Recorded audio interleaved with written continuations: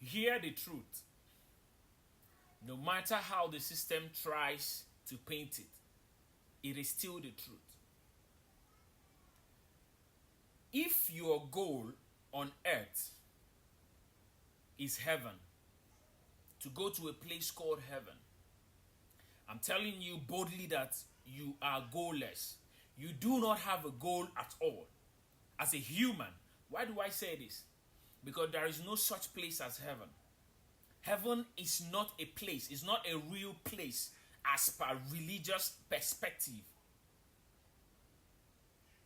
Heaven is just like a bedtime story, okay?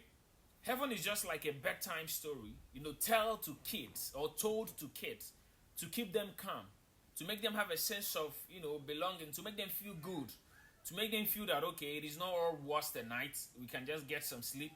Something you tell somebody to bring their psychological mindset to a state of peace. I don't know if you're getting what I'm saying.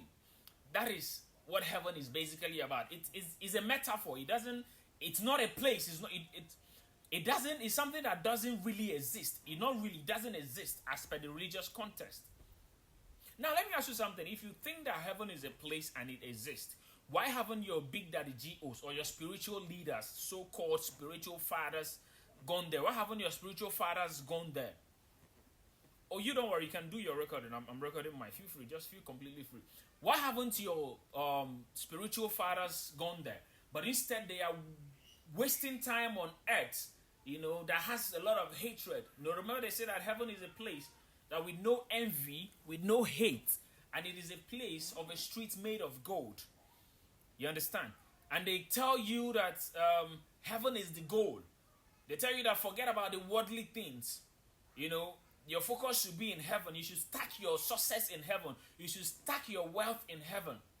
So why haven't they themselves gone to that heaven if it's such a real place, if it's such a beautiful place?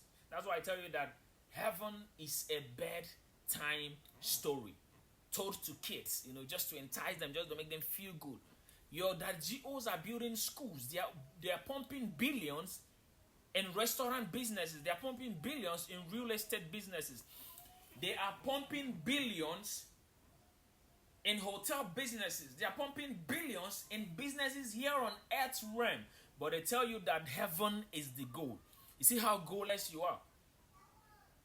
And you still have the guts to call them your spiritual father. By the way, what is a spiritual father? I don't get it. You said what? No, feel free. No, ask your question. Your audio wouldn't go into mine, so feel free. Okay, fine. Thanks for the clarity. I wasn't getting your question at first. You see, now the question of whether heaven is a real place or a concept, tied directly into near-death experiences, which is sometimes is called the NDEs. Okay, I understand that. Listen, I accept with you that many people have reported that they became unalived and all of a sudden they saw heaven. Some report vivid encounters with something resembling heaven, during these events. All right, I understand. I'm not going to doubt that, and I'm not going to argue with you that there haven't been such experiences. But now, let me also tell you something. First of all, what you have to understand what is near-death experiences. All right. Now, near-death experiences are known to be some things that happen, and somebody will be like, "Oh, he was declared, unalived clinically." All right. Or when the clinic, or you know what I'm talking about, they tell you that, oh, the person died, or a close to death experience, or in the aspect where the doctors have confirmed that this person is unalive, or there are no measurable brain activities. You get it? And that is that. Now, when they now get revived, it now become a near-death experience. In other words, medical, I think it's called NDEs or something. I hope you're following my answers based on the question you asked. Now, listen. I'm going to tell you something, okay? I'm going to tell you something, some of the common futures. I'm answering your question based on the question you, based on your, I'm speaking based on the question you asked particularly. Now, let me give you some common futures of NDEs, okay? one which is out of the body experience. All right. Now, what do I mean by out of the body experience? It's commonly you feeling, detached from the body, often observing it from above. That kind of feeling. You get it? Some are also tunnels or lights, moving through a tunnel towards a bright, warm light. Those have been experiences that have been captured. All right. Another common features is the encounters people has actually had. Some people claim that they meet their deceased loved ones. They meet some spiritual beings or presence, often interpreted as God or as angels. Another feature is life review. Seeing a rapid replay of life events, sometimes with moral judgment. And another one is also the feeling of peace. All these are common features, that we experience during NDEs, okay, which is near-death experiences. Then another one too is that feeling of peace that I was speaking about. You feel that overwhelming calm, love, or bliss. Often they describe it as heavenly. You understand? And another one is also heaven-like realms. These are futures, that you can experience during, or you get it during NDEs. All right. Now, this very one, it gives you a vivid description of beautiful landscape, radiant cities, or otherworldly places. Like there was a study in, I think, 2019 or something. Okay, a study in the, I think it was Lancet. Yeah, I think it's Lancet. If my memory serves me, it was a Lancet. He estimated that 10 to 20% of people who survive cardiac arrest report NDEs. You understand? So, though the exact prevalence varies, you get it. These experiences are reported across culture, sometimes across age, religious background, though their interpretations often align with the individual's beliefs.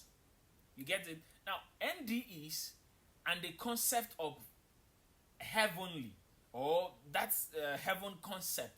Many NDE accounts describe the setting that match religious or cultural depictions of heaven. What do I mean? In every account, anyone who has gone through NDE gives, it is always influenced by either the person's beliefs, the person's culture, the person's ideas. Are you getting it? For instance, let me give you a Christian account per se. Some often describes meeting Jesus. Seeing golden gates. Like that the Jews have preached to you.